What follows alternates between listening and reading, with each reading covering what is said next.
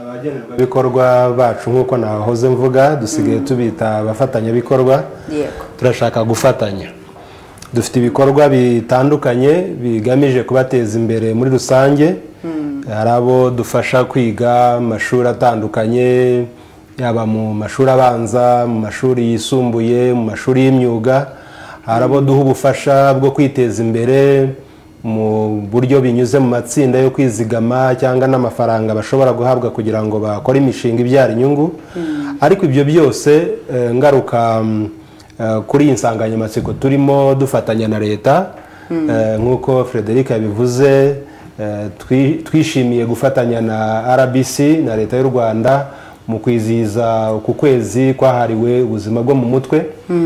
Ubutumwa natanga nuko nta mushinga ushobora kugeraho ubuzima bwo mu mutwe butameze neza.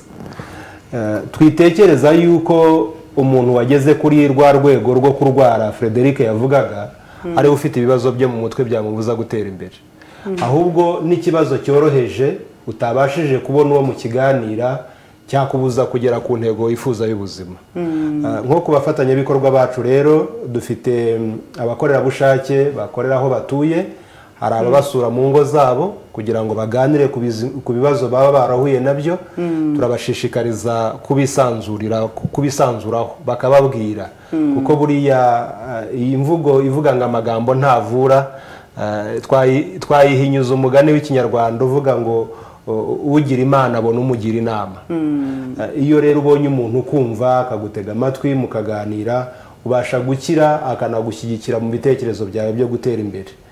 Twe turi hariya rero aho abantu batuye, navuze ko turi mu turere tubiri, ariko umushinga Igire USAID itera inkunga ukorera mu tundi turere tugera kuri 13 hamwe n'abandi bafatanyabikorwa Frederic yavuze. Natwe twisunga abandi aho tudafite ubunararibonye, nubwo tuba dufite ubumenyi bw'ibanze bariya bakorerabushake tubaha. Iyo urwego ruturenzeho natwe dutanga transfer nk'uko bajya babivuga. Dutanga transfer rwose tukayisinya tukohereza ku babishinzwe. Nicyo tubereyeho, twiyemeje gukorana n'inzego za leta kugira ngo buri muturage, mwumvishe Frederic yavuze ikintu gikomeye, abantu bamenyekanye ko bafite ikibazo ariko batabasha kujya gusaba serivisi.